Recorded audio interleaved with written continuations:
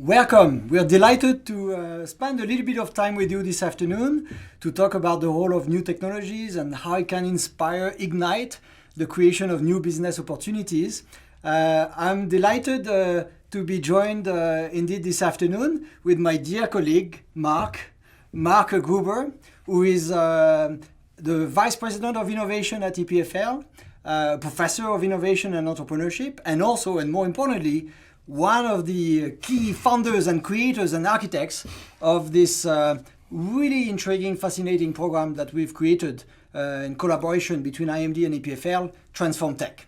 And I warmly welcome everyone out there as well, and especially thank you for the nice introduction, but I respond to you in the same enthusiasm. I'm glad to be here with Cyril Bouquet. He's a professor of strategy and innovation here at IMD, one of the thought leaders in the space, has written fabulous papers, articles, and I hope we can share some of our knowledge with you this afternoon to make it a very exciting hour here with you.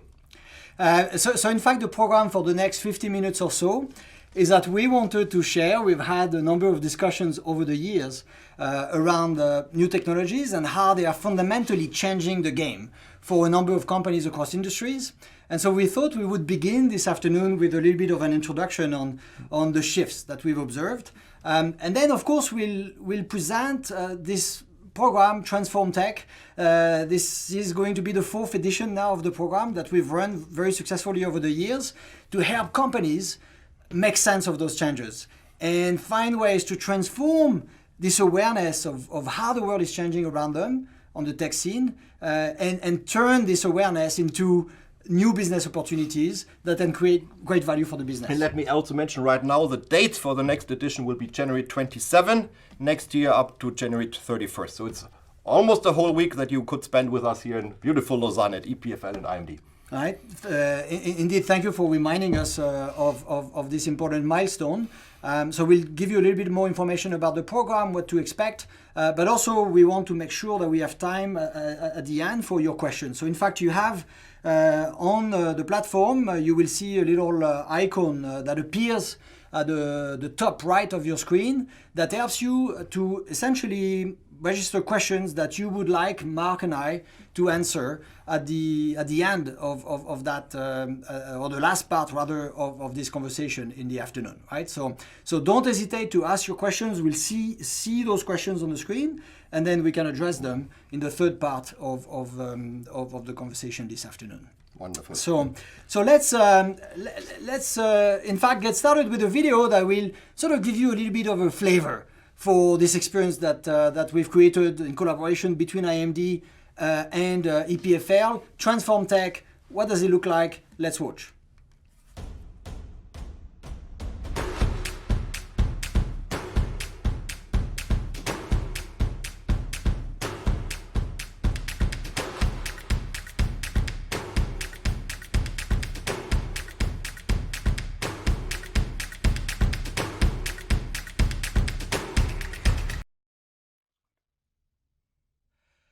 Here we are, just I guess a little bit of a teaser that gives us a sense of what to expect, and really one of the motives, I guess, when we created this program, Marc, was to realize that fundamentally the world has entered a very interesting age of digital change and acceleration on the technological front, and when we think about the role of humans and in an age of machines, we can see that somehow things are changing, right?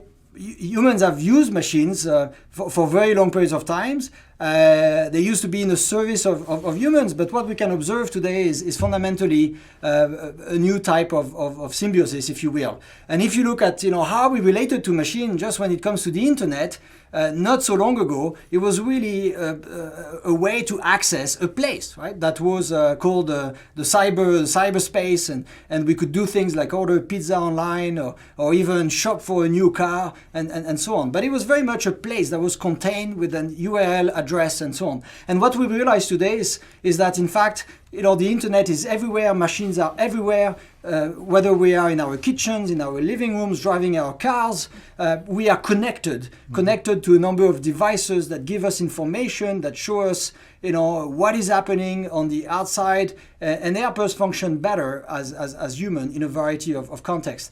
And here's a fantastic TED talk actually of a woman showing the applications for a field like surgery, where indeed there's a number of countries around the world where getting access to a qualified surgeon is very difficult, where today actually a machine, right, can help a surgeon to be located, who is located maybe in a country in the West, to actually be on the ground with a qualified doctor who's not a surgeon, and essentially be able to orchestrate and carry an operation that would be very, very difficult to perform otherwise. So we can see that, yeah, indeed, our roles and what we can do with machines is fundamentally different. And here's another interesting example. You all know the Fitbit. For everyone who does sports, use it oftentimes.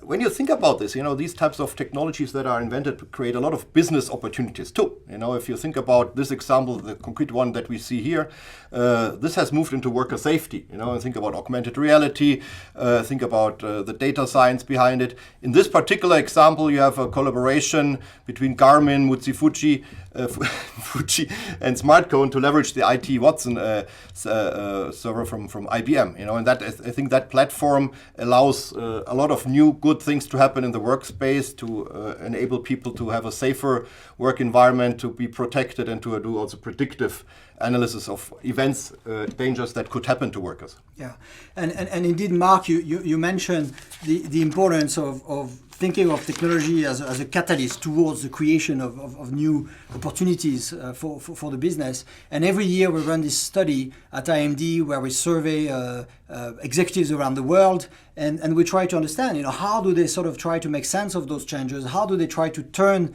these possibilities into real concrete business opportunities? And we can see the evolution between 2015 and 2019, where we ask, how significant is this area of digital change for your business? And we can see that in 2015, 27 people said, yeah, this is going to have a major transformational impact. And in 2019, the same question, 88%. And clearly here is not just to think about the threats. How is it that machines force me, right, to review what I do because somehow if we don't, we're going to be in trouble. But also, how can I use those tools to really fundamentally create new value for a number of stakeholders, whether they are stakeholders outside, paying customers, partners, but also inside, right? Creating new processes that can fundamentally improve the way we run a business. So if you think about digitalization on one side and now open the lens and look at other technologies on other sides, I think there's what we are seeing now is a major technological shift. We're going to talk about 5 major ones this afternoon. Artificial intelligence, where algorithms become smarter and more adaptive. The Internet of Things, where we are really moving into a hyper-connected world. Robotics, where we move from machines to smart, agile, and collaborative robots. And then we have blockchain. Of course, everyone knows Bitcoin as one application, but there are many more, and we move into a world with added trust and security. And if you look at all these 4 major changes in a technology sense and combine them, a true power lies also in the permutation of all of those, and the combination. Think about the Internet of Things combined with AI, artificial intelligence, that opens up a completely new arena in which companies can play, create business value. But it takes entrepreneurial insights to actually do this. So what we're going to do in the next few minutes is review each of them and then link it back to business and the program. And indeed, because those are fundamental themes that we address in a lot more detail in the program, and where we help you work out concrete applications for what you can do differently with your business as you're moving ahead into the future, if you will. Mm-hmm. And so if we just look at the first one, we talk a lot about artificial intelligence and how it is indeed offering new ways of making sense of data that we have and offering a way forward. And typically the way we thought about or talked about artificial intelligence was often, but you need humans, to be able to somehow program the things and basically indicate the rules that the machine will follow to make decisions. And of course we realize that the possibilities are changing very, very fast. And here, when we look at different types of algorithms that have been developed, initially, yes, very quickly, an algorithm was able to beat the best person in the world in chess.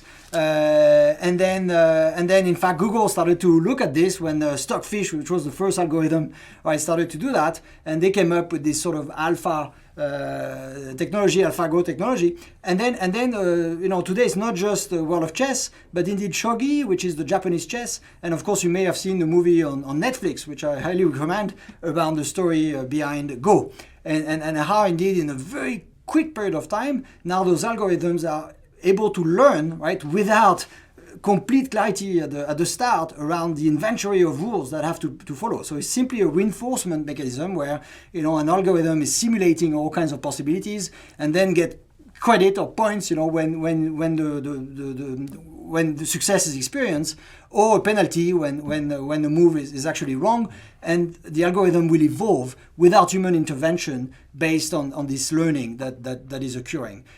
So this opens up indeed all kinds of possibilities for businesses, and today you may be familiar with this. It's a quite known example where we can see the speed of progression. So if we're trying to sort of create human faces, where you can see actually on the right part of your screen human faces that look quite realistic, right? Scarily realistic, but they are people who don't exist. And clearly they were created by a machine looking at a compilation of images and create connections between those images to create some new faces. And you can see in 2014 what it looked like when the machine was trying to do this. And you can see in 2018 how much and how fast we progress in terms of creating an image of humans that is actually quite realistic. Those people do not exist, right?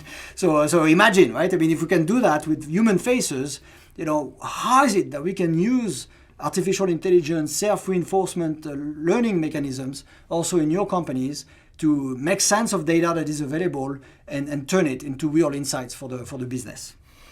Another exciting example is the Internet of Things, and that is by itself an exciting area, but that is a combination of multiple technologies that is at work here. And according to Cisco, IoT was born between 2008 and 2009, when for the first time the ratio of things to people grew from 0.08 on the net to 1.84, essentially meaning that there were more objects connected on the internet than people. And we tend to forget that this has actually a longer trajectory. You see here a very cute example that is on the record, the earliest example of an IoT device, which is the Coke vending machine, which reported its stock level automatically to the company. And I think everyone who is thirsty in the summer appreciates these types of devices.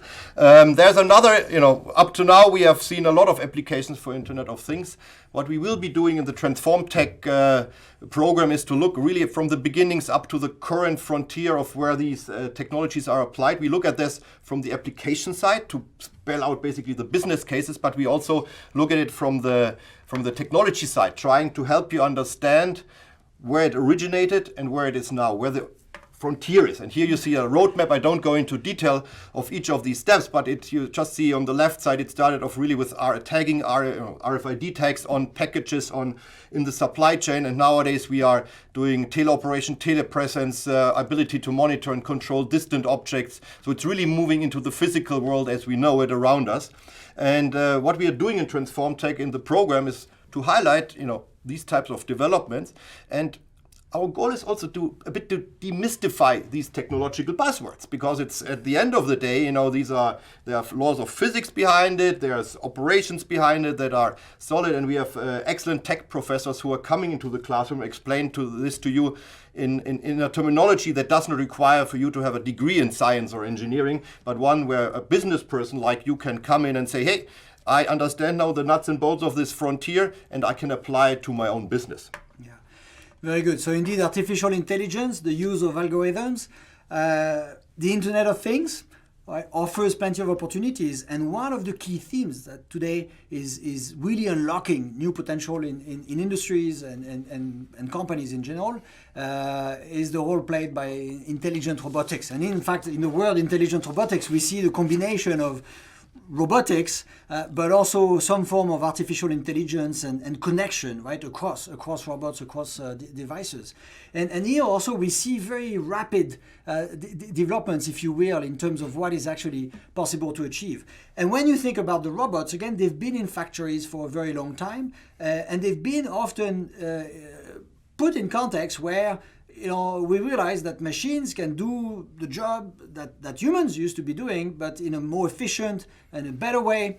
And indeed, machines are extremely good at performing tasks. They are just doing it faster, better, at a cheaper rate when you get to a certain scale level than what is possible to achieve through human sort of ability alone. But today, clearly, we've sort of moved beyond performing tasks, that we realize that machines can actually bring a number of skills which will never be able to be developed by humans, right? And here you have an interesting example of sort of swarm robots. I think that's the expression that we use, where they are modeled on almost like the cells in your body that sort of quickly sort of reconfigure themselves, and you can imagine that they can conduct certain tasks that would be simply impossible to achieve in other ways. So you're flying an helicopter, you can drop those into a zone where there's been a earthquake, or there's indeed other situations where humans cannot go, and very quickly those robots would be able to position themselves, perform certain tasks also, but also reconfigure the structure so that they can indeed achieve certain things on their own. And again, without having necessarily planned all of the different contingent situations that they could experience at the start. So they will react and they will learn on the go to deploy their functions. And when you think about robots, what is interesting today, obviously, is that sure, they are created and controlled often by humans, but the robot starts to be very social. They are engaged with us, clearly, and you can see here a particular robot is used in the context of a classroom to interact with kids, address some special needs that maybe a teacher doesn't have the capacity to address, but where a robot that learns forms special interactions with a number of kids and who can make connections with a much broader population of kids who have, for example, special needs, how indeed, we can engage with the machine and learn from it. But what is interesting is that the robots also start to talk with each other, right? And then again, they form a community of their own. They learn from each other so they can improve their behavior based on experiences that have been collected not just by the focal robot of interest, but the population of nearby robots, right, to share data and can evolve behaviors in a very dynamic way. So indeed, robotics, big field, will get a lot more into it, and again try to relate those developments to the realities of your own business. And then, of course, one area that is nowadays on everyone's mind, blockchain, where it's about recording transaction. It's a ports transaction at its core. It moves from what you see here on the left, a distributed system where you had individuals in different parts of the value chain. You see here some symbols that signify everything from supplies to the producers up to the people purchasing it. This can be all simplified and made more reliable and more efficient and more trustworthy on the blockchain. And if you think about this type of technological solution that is available here in the blockchain, with a blockchain, it can revolutionize, and it already does, many industries. And let's just look at the origins. Of course, everyone knows Bitcoin. That's where blockchain got a bit of a so-and-so reputation at some point. Now people are a bit more optimistic about blockchain again. But if you think about the many applications, and that's where a major part of the power lies for businesses. It can do phenomenal things and solve many problems that we could not address or only could address with a lot of effort beforehand. And let me pick an example here. You see it on your screen that is close to IMD and EPFL, it's education, and think about the fake diplomas that we have to validate or not validate every year.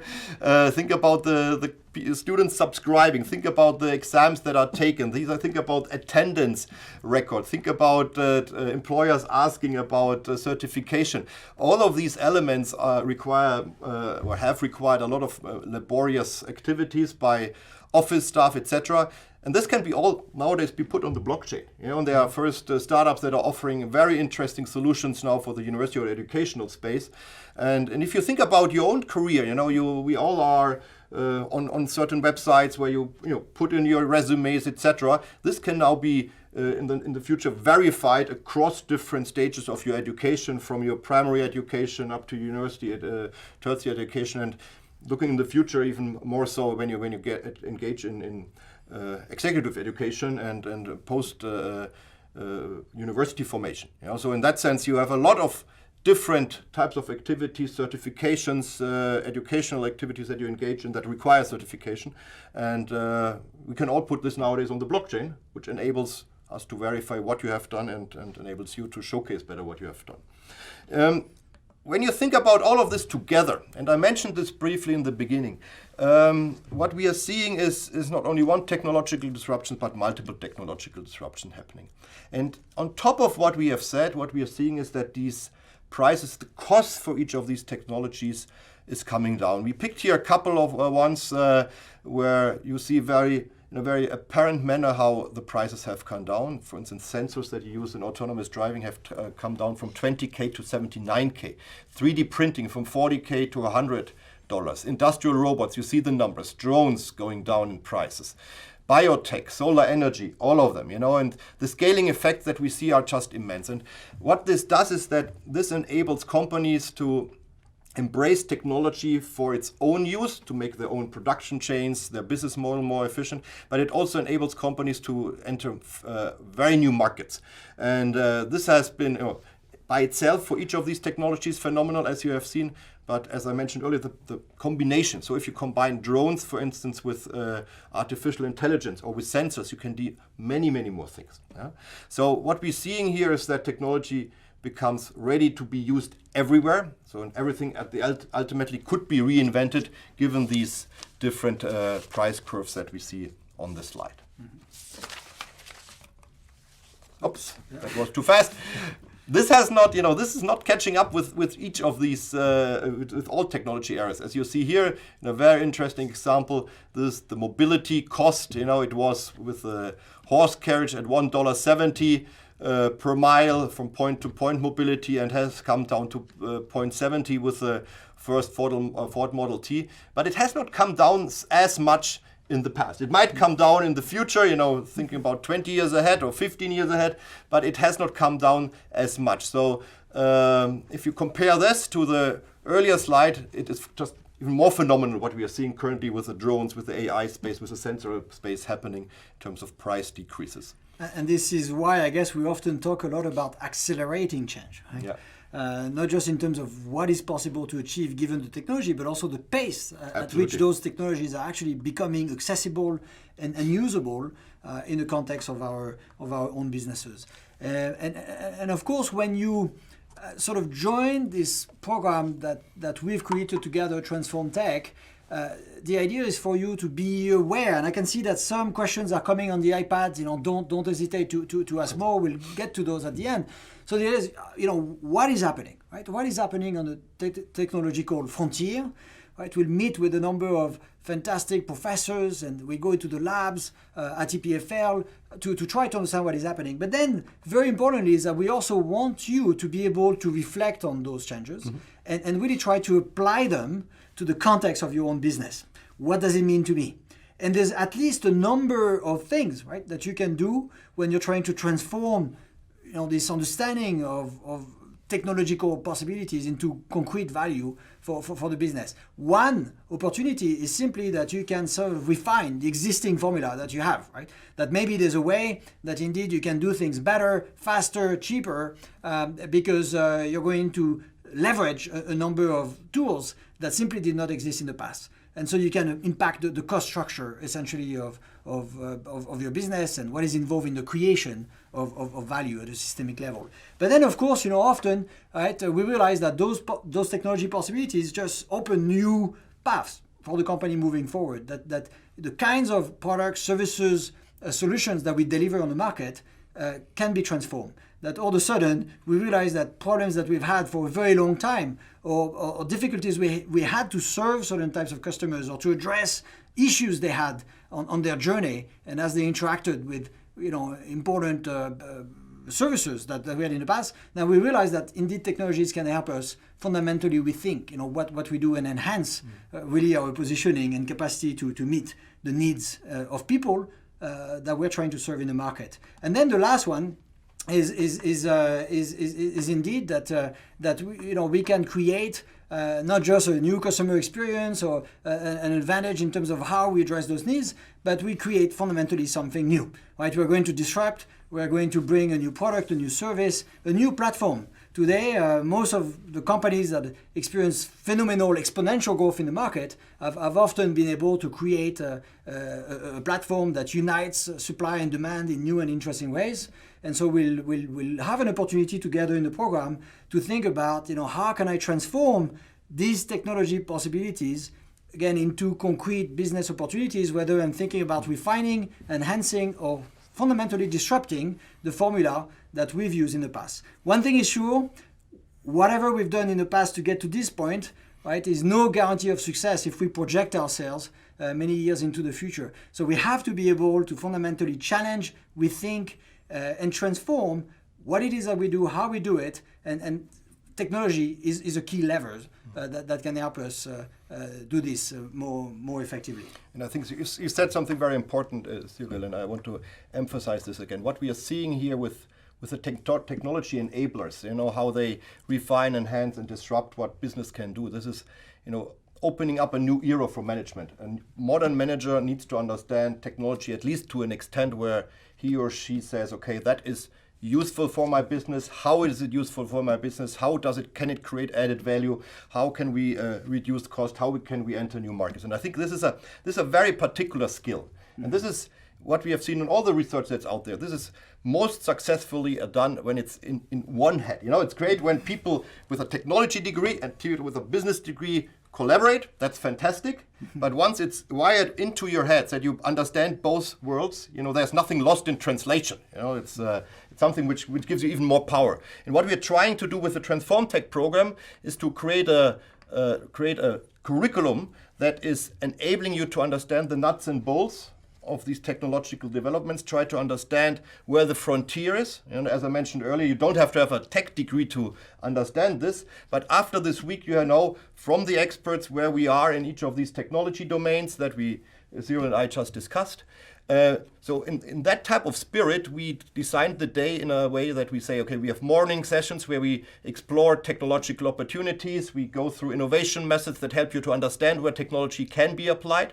And then in the afternoon, we have sessions where you actually enter lab spaces, where you talk to the scientists, where you are looking into the labs. We're opening the doors of the labs. The professors are very grateful for we are very grateful to the professors that we are actually able to get into these labs, because some of the things are not yet published, so they need to be a bit protective of what they are doing. Yeah. But at the end of the day, they want to share with us in an educational purpose, where's the technology frontier and what does it help you? How does it help you in the business? So we have the startup visits, we have lab visits, we have prototyping sessions that are all done in the afternoon, moving basically the technological knowledge into the business domain and making it very palpable. Yeah, and this is what really got us excited when we created this program a few years ago, is to realize how we could combine those two fields of expertise. That we have some of the world's leading scientists developing next generation sort of applications, right, for business and society in general. And then indeed, that's the world of EPFL. And then we have the world of IMD, where we work with large established organizations and smaller entrepreneurial ventures as well, in search of new ways of serving a particular market, a certain set of stakeholders. How can we marry those two worlds? How can we marry technology and business and really try to have impact by somehow being more integrated in terms of how we think about the range of possibilities that exist. And so yes, if you come to this program, it will be a very rich, exciting experience that will help you navigate those two worlds and put them to use in new and interesting ways. And what we have learned in the past is that it's one thing to learn about these elements. It's another element to actually be in the labs, have contact to these scientists, because in the in the conversation there might be an opening up. It opens up an opportunity for collaboration between you and the scientist, or they know someone who can solve your technological issues, or address your technological frontier. So in that sense, beyond actually the content, it's also the collaboration, the network that you create that will create a lot of value for you throughout the week. That's right. And so in fact, one fundamental element for us, right, when you come to the program that we offer, is that of course it's going to be a discovery journey, right? That you're going to learn all kinds of developments that we know are relevant. They are relevant to the future of the world in general. They are relevant to the future of your industry. They are certainly relevant to what you can do as a business. But we don't want this program to simply reside in a sort of discovery, awareness, inspiration phase. We want you to use the time that you have during the week to actually really identify some concrete ways to move the business forward. We'll get you to think about certain problems that exist in your industry, in your company that you could solve, get you to think about how technology can be integrated to create a solution that somehow will address, right, the issues that you've identified, will help you prototype your ideas in more concrete ways, and essentially create a platform for very useful additional discussions that you can have when you go back into the office and you want to share your perspective on the future as a result. And so we'll use a sort of design thinking lens, in particular in the morning, to work our way through this sort of system of thinking where indeed we want to make the world a better place and technology has a role to play. And so we'll do that, and that journey will be of course helping us to brainstorm all kinds of ideas, but we'll have a way to make sense of those ideas and evaluate them. But then once we've evaluated ideas that look promising in your own context, then indeed we can start to progress in terms of prototyping those solutions, testing them, and iterating your thinking even in the course of the week that we spend together. And I think this is a very important part of the program also, in the sense that it enables you to learn capabilities, understand frameworks, routines that you can incorporate in your own organizations to become more innovative. Because many of the things that we will be talking about have nowadays a systematic approach behind them. So you don't have to rely on a haphazard or by chance discovery of an opportunity, but you also can do this more systematically. And I think these are the skills, these are the tools that you really need to have in order to strive in this world where technology becomes so important. Yeah. So in fact, on the next slide, which I'll show you in a second, we'll have a little video that shows how participants from previous editions try to work their way right through those kinds of dimensions. Right? Are we using technology to solve problems that exist, but also think about the business implications, right? What sort of business models make sense because it has to be sustainable in the future, and so we have a number of teams, right, in previous editions that have prototyped their ideas in this particular way, thought about the business models, and so in fact let's watch and let's get a sense of what happened at IMD and EPFL on this particular element of the journey of the program. The teams explored different business models, evaluating potential pitfalls and answering crucial questions, like will our opportunity scale or not? The afternoon culminates in the prototyping workshop, where everyone constructs their simple prototype model. So mainly what we try to do is that from a very, let's say, traditional way of doing, moving up on digitalization and putting mainly those additional features on the market. Prototyping session is really great to materialize all the thinking. You are able to build and to build a vision on the table. So that's really impressive how powerful the tool is actually.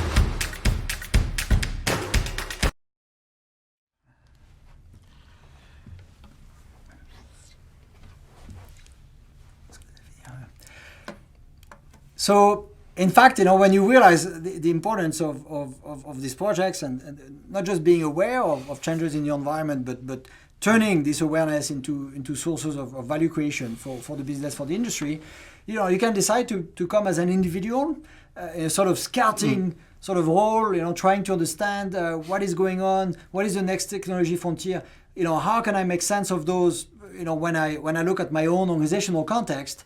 And this will be very, very useful indeed to be able to do that, and then it'll create an opportunity for a lot of discussions going back.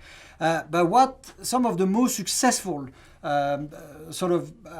stories that come to mind that we had the chance to observe on the TransformTECH program is people who made the choice to come as a team. Right? They came as a team because indeed they had already identified a pressing issue in their industry, in their company, and of course the value of the conversations you can have when collaboratively we can sort of make sense of what is happening, relate it to what we know is possible to achieve in our own context. Then we've seen teams that have come again and again every year to work on concrete projects, and those ideas that were developed during TransformTECH really got implemented then in the business because they were together as a group, right?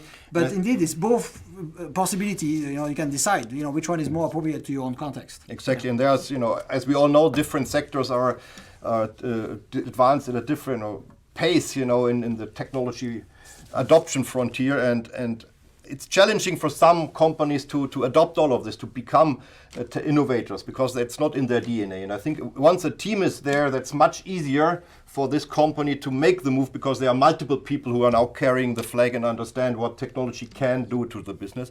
So in that sense, what we have seen in the past is that the teams that came to our program were actually going back into their corporations and say, hey, we have now 5-6 people who are have understood what these frontiers are, who can translate that back to the daily operations, to the routines, what it means to the business.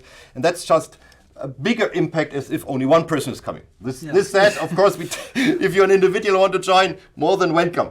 And of course, both individuals and teams will be supported through the program. So meaning that when we try to relate those technology developments to our own individual organizational context, right, you are supported by a team of faculty and coaches of our two institutions.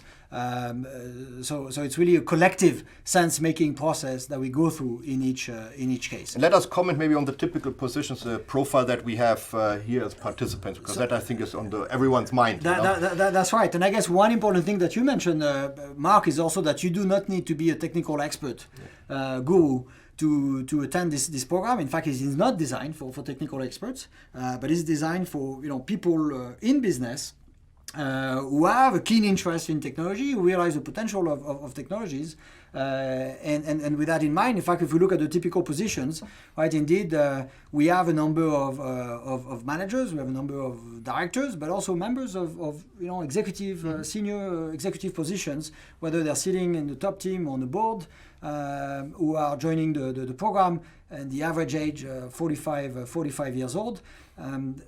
What I like a lot is that it's a truly international program.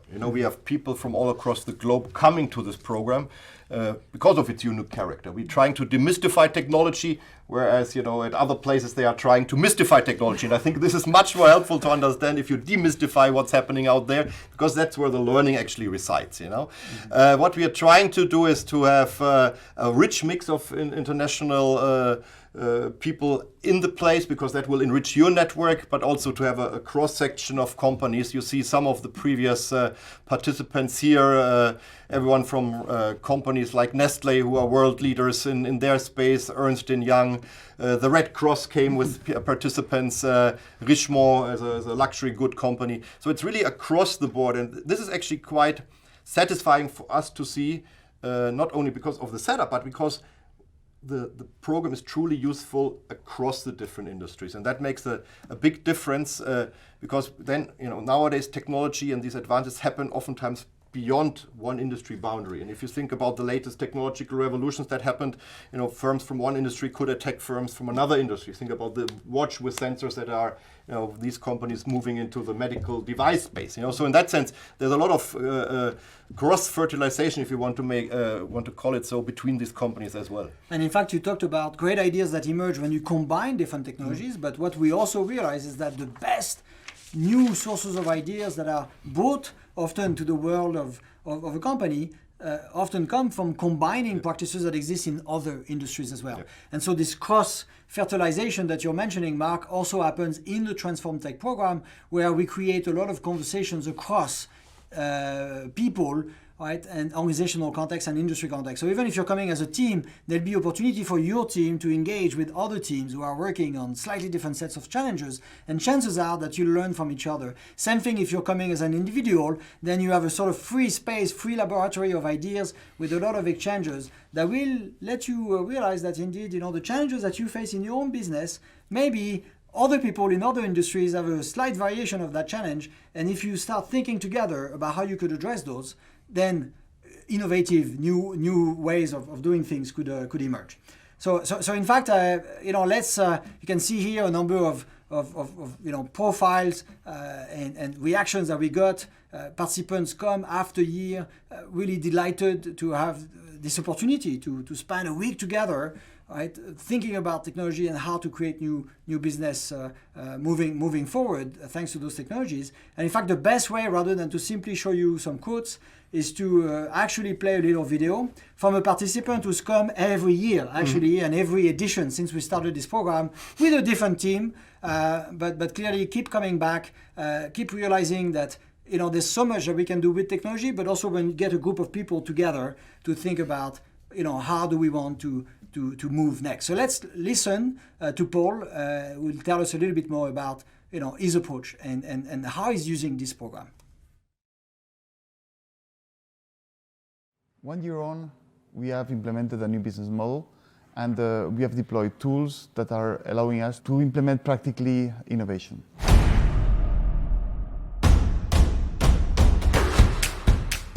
When we came to TransformTECH last year, the situation was specifically that we had a too narrow future. Basically, our vision was in months, not in years, so we had to change that. Come with a purpose, know what you want to achieve during the week, stick to it, use it as a guide, and whatever you hear from participants, from speakers, from the methods, make it yours. So adapt it to your own reality and connect it to the purpose of your week. We are planning to come back. We are planning to keep with contacts with professors, with different speakers that we've met, and this is things that should be part of our journey of evolution. Start with a woman. Yes. Very good. So just a visual reminder of the two sessions that are planned for 2020, with a session that is coming very soon in January 27th. You can still register for the program. In the previous editions, we had to close the admissions because the programs were full.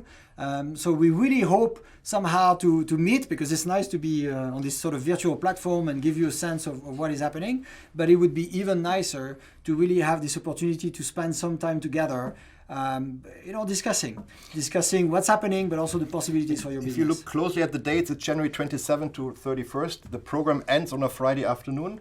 So everyone who comes to Switzerland on a Friday, and spends the week there, you can add a weekend of skiing afterwards, That's right. Yeah, that's right. And in fact, one thing we did not mention when we showed the sort of broad architecture of the program is that it's not just time in the classroom and in the labs, meeting interesting people, but it's also time together. There's a number of dinners that are planned in very interesting venues in the city. So it's not just work, right? It's also an opportunity to get to meet other people, spend time together, and collaborate across industries, across context, and really fundamentally improve and make the world, a better place using technology.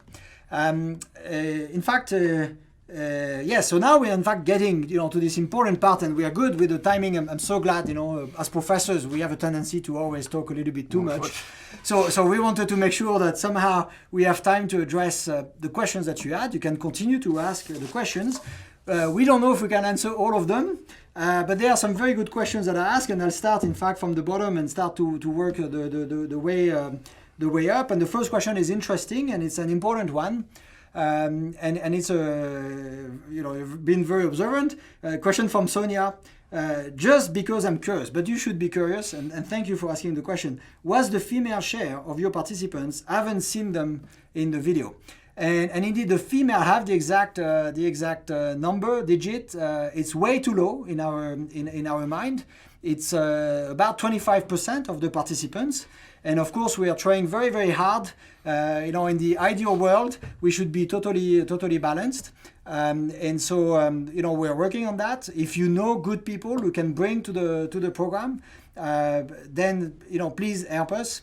But certainly, all the women participants that have been in the program typically have brought also some of the best ideas. So we just hope to see even more of an equal sort of representation. And Sonia, we hope to see you in particular. Yes, exactly. Because you also asked another question, which is, do you have hands-on examples of a mid-sized company to illustrate how we can lower the threshold for those mid-sized tech comps to innovate or really disrupt? And I think you're hitting on a very important point. This is something that I've been working on in my own role as Vice President for Innovation at EPFL for quite some time now. The mid-sized or the small-sized companies, they typically don't have the deep pockets to say, okay, we alone can do it. We hire now 20 engineers, and for the next 3 years we do. It's not this type of world they are experiencing. So what we're trying to do is to collaborate with them as universities, as technology providers, provide them with the possibility to engage in projects, to say, okay, we have the professors, you will meet the professors in the program, you can submit proposals to the Swiss government. We have a lot of experience doing this, and engaging in collaborative efforts. And if you're not in Lausanne, and you want to collaborate with another tech university, you can learn here how best to do it. In that sense, I think one way is to collaborate with the tech providers. Another way would be to form consortia within an industry. We have seen that as well, that you group a couple of companies that have similar types of problems and address them collaboratively. Yeah. So Sonia, keep asking those questions. We look forward to meeting you in real life in the classroom. Then there's a question from Floris around very, important, massive issue for most organizations to realize that it's not about just innovating by having one or two people who sort of understand, or even one or two teams in the company that understand the potential associated with those new technologies. But it's a more fundamental organizational transformation that needs to occur if we want to leverage the full benefits of this technological revolution that is taking place. And so Floris asked the question, what about embedding these 5 shifts in the organization? The organization itself should also transform, right? And absolutely. And so in fact, it's one aspect of the program also. Towards the end of the week, we talk about cultural adoption. We talk about transformation, going beyond simply this particular initiative that you've been able to work on during the week, but more fundamentally impacting the broader context in which you operate and creating a movement, if you will. And then we share with you many examples of companies who have done that journey already, because there's a lot to be learned on you mentioned the cultural level. You have this culture of innovation, which is the flip side is a culture of failure as well, because once you're starting to do radically new things, obviously some of them will fail, and you want to promote a culture of failure as well, that people say, okay, I'm ready to fail without being punished for my career. And that's the cultural angle. And then in the organizational angle, we have lots of examples how you can embed this in terms of internal incubators, etc. as well. And indeed, if you take this TransformTECH program, it's part of a broader curriculum that we have, in particular at IMD, with a digital certification diploma, where we realize that indeed, if we want to transform the whole organization, there's a number of levers that you need to activate. And it's really, we can discuss this further, but it's not by doing just 4.5 days in TransformTECH that we will crack the transformation challenge, if you will. But it's certainly an excellent way to start and get a sense of the true issues that matter and that you can impact as a leader. Then there are other interesting questions. So again, we are working our way back up, which in a way, if you ask the question first, you kind of have to wait until the end before you get the answers. So thank you for being patient. And how do you see the relationship between standardization and innovation? Well, that's a very intriguing one. Yeah. Let me take a shot at it, and then you can think while I'm talking. Look, standardization in a way is, you can say, that's an outcome of solid innovation. You do something new, some things break, you try to test, you try to make it more solid, and after a while you have learned so much about it that you should standardize to bring down the cost. So in a way, innovation, it's about exploration. It's trying to do many new things, and then when you're doing many new things, of course some will fail, as I just mentioned, but after a while you move from your lean prototype up to something that is solid, and then it's like it's coming down with the cost curves and then making it standard. And we've seen that very nicely in the automotive industry with the Ford Model T being the innovative product, but there were 250 other products, new cars back then, 1910 on the market, and the first one was an innovative challenge, to figure out what the product should look like, the dominant design, and then it came down, it was about decreasing the cost, and that's about standardization, bring it down to predictable processes. Yeah, but in fact, and that's one very, very good answer that you would indeed normally expect, right, when you think about the relationship between those two concepts. But in fact, the particular example that you mentioned, the Ford T, right, if you remember the famous quote, you can buy a car any color you want the moment it's black, right? And so you can see that in fact standardization was the innovation, right? That it's also not just a matter of reducing cost, but in fact by adopting a very standard kind of form of organization, and whether you're developing a new product or a new process or a new service, that it will create value because it provides consistency, reliability, predictability, and also at a lower cost than what was possible when you had a multiple range of approaches, right, to mobility in particular. So often, sometimes the standardized offering becomes actually quite innovative. Think about Uber, right? It's a very standardized offering in terms of what the digital platform looks like, and it created all kinds of innovative benefits as a result. And there's still a third way how you can answer this question. Because when you look at standardization and innovation, nowadays we are working on, with our research work, Cyril and I and many others, to make the innovation process a more standard process. So that it doesn't rely on chance insights, but it becomes more predictable in a way how you discover stuff, how you plan, how do you understand the customer. So you basically trying to remove the chance component from your innovation process. It will never be done completely, but we're getting there. We're trying to understand more systematically how to come up with the great ideas, because it's if you can do that, that's a major achievement. Yeah, and in fact, we often say we need freedom within the frame, right? So you cannot just create variation. You cannot simply create innovative, free-spirited, kind of ideas within the company. If you want to be sustainable in the long term, and if you want to innovate in the long term, you need to sort of contain and frame, right, this activity, this entrepreneurial activity. So that's the standardization part as well. Next question from Philip. What do you think will be the transformative changes within the FMCG, CPG industry? That's a question exactly for you. Exactly. So indeed, we work. So in fact, we work with a lot of companies from the FMCG, CPG industries. In fact, I just started a major innovation process with Nestlé in particular, right, on sustainable packaging, and indeed a lot of companies are asking themselves today, how can we, innovate using technology to completely rethink what is going to happen, right, in our industries, and there are many different changes, right, at play, right, from being able to completely transform our supply chain, to transform the way we relate to customers, the way we secure payments, the way we orchestrate all kinds of value-added activities throughout the ecosystem, and of course it's something that we get a little bit more into the context of the program itself, with a number of discussions and mini case studies around different contexts, not just FMCG and CPG, but that's indeed part of the fabric of materials, if you will, that we discuss in the program. And then I guess there's many more questions, right? What do you think will be the transformative changes? No, we had that. How about web, RTC, and real-time broadcasting video streaming? We cover this, and we covered a little bit with our visit to the Montreux Jazz Digital Heritage Lab on Tuesday evening, where it's about digitalization of video content, making it available on the web, the challenges in big data that you're facing there, the challenges of indexing all the information you have. So it's covered in the program.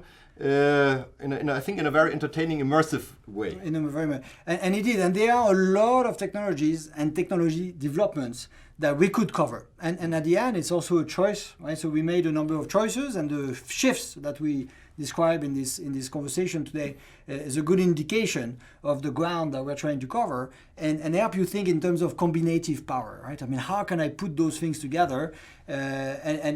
So again, we'll rather than to think about a static list of technologies, realize that indeed there's a way of thinking about technologies and a way of engaging the ecosystem to stay abreast of the latest developments and leverage them in new and interesting ways. I need to unfortunately say goodbye at this point because I have another meeting that I need to run to, but I leave you with the most difficult questions. Yeah, of course. That was part of the plan. I knew from the beginning. We still have a few questions that we can answer. But indeed, we were so glad, Marc, to have you today Cyril, with us for the conversation. I hope I see all of you during TransformTECH in January or September. It would be our entire pleasure. Cyril, the floor is entirely yours. Thank you. Thank you very much, Marc, indeed. And I still want to take the time to go through some of the other questions that you ask.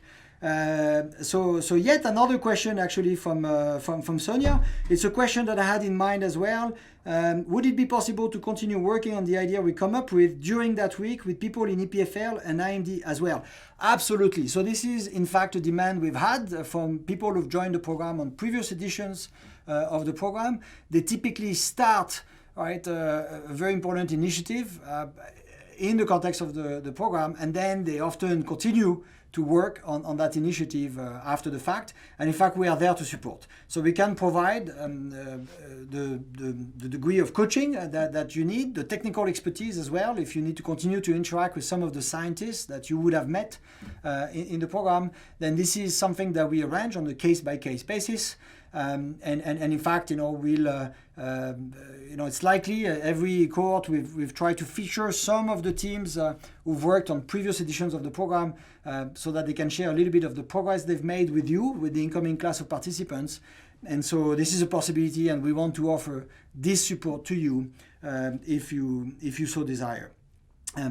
Do you also tackle the strategy development that needs to be done for such a transformation? I will not see it as a project, but as a cultural and strategic development too. So again, yes, a little bit towards the end of the week in the TransformTECH program, but this is a program that is more focused on the sort of understanding, inspiration phase, and then turning it into the sort of initial insights regarding the particular business opportunity that you think you'd like to pursue.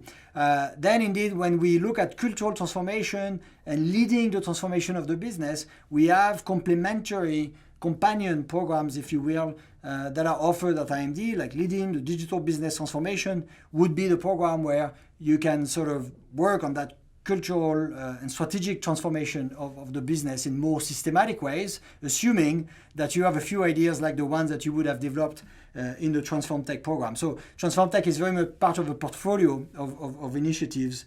This is a question that can also be taken offline. We have particular resources where we can discuss offline to help you figure out what is the right program for you, depending on where you are with your journey of transformation on the technology front.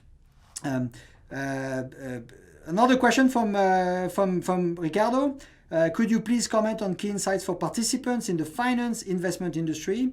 Are investors able to anticipate which technologies are more likely to be adopted and viable? Well, that's an interesting question, because obviously there's a number of tools that exist. But we realize that this is a very imperfect kind of world, and investors often have views as to which technologies are growing and reaching a level of maturity, and then there's a sort of almost realization that the technologies is often not realizing its full potential, and then they take off again. And so there are frameworks that exist that investors also use to try to map technologies and how they're evolving. But at the end of the day, those technologies always exist in the context of specific initiatives that are carried by businesses with teams of people involved, startups, large established organizations, and they make their evaluation on a almost case by case sort of basis.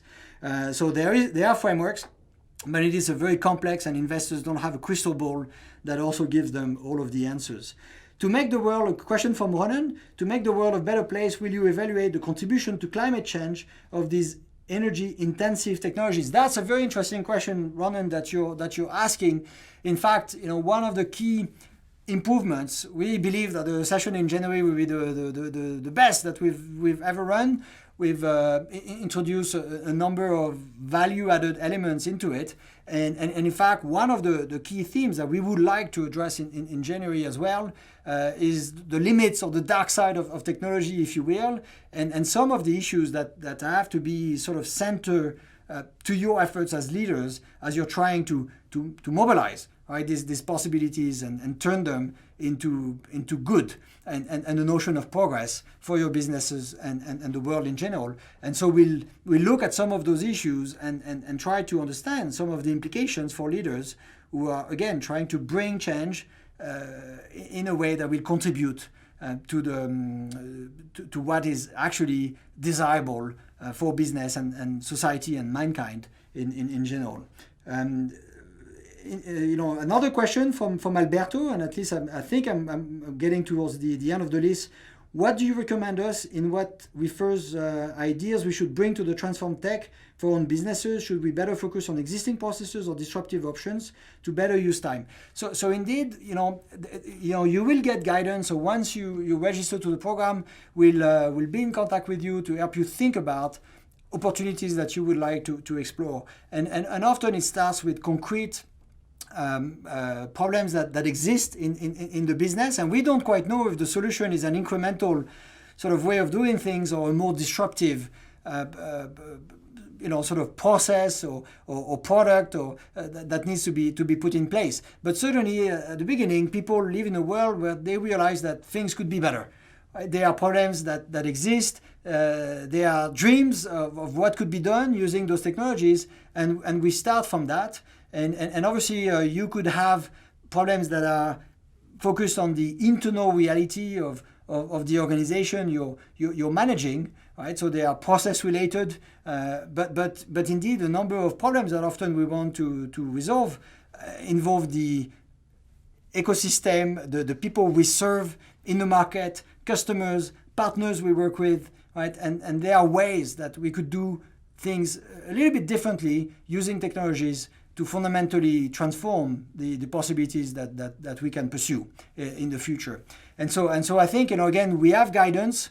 We'll work with you in the first part of the program to help you think about your own context and identify just the beginning of the issue that you believe you want to address. But most people who come, they kind of have this implicit view already that, there are some very concrete issues for which they don't have good answers at the top, right? And somehow they have this intuition that technology could help to do things differently, but what is the solution? And indeed, how is it that technology could help me? I need to understand. I need to go to the core of those technologies to really see what works, how does it work, and how it could change my own understanding of what we can achieve altogether to address this situation in new and interesting ways.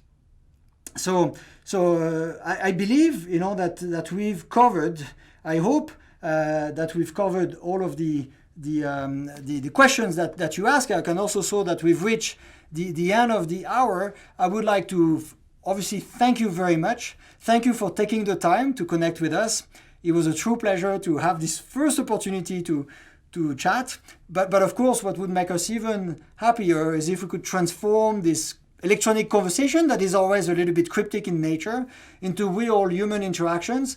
So we can't wait to sort of all meet face to face in Lausanne so that we can start to think creatively about the future of your businesses all together in this fascinating setting that is represented by the world of IMD and EPFL combined. And in fact, if you do have questions, it might be that you have questions that you would like to answer, and you can see here, in fact, both my email address but also Marc's, and so we are very happy to entertain questions that you have. If you have specific questions about the TransformTECH program and indeed whether it is an appropriate program for yourself, or for your team or teams of people that you have inside your business, then Zlatka is also really available to have conversations with you by email, by phone. So don't hesitate to contact Zlatka. She will answer a lot of the questions that you may have to decide if indeed it would be a good investment of your time to join us for this program. So don't hesitate to contact Zlatka. Don't hesitate to contact Marc or myself if somehow you'd like to continue this discussion, and until we can meet face to face in January when we all get together in Lausanne. In the meantime, wherever you are in the world, I would like to wish you an excellent afternoon or excellent evening or even excellent morning, and can't wait to have another opportunity to meet you at IMD or in some other place of the world. Talk to you soon, and thank you for being with us today.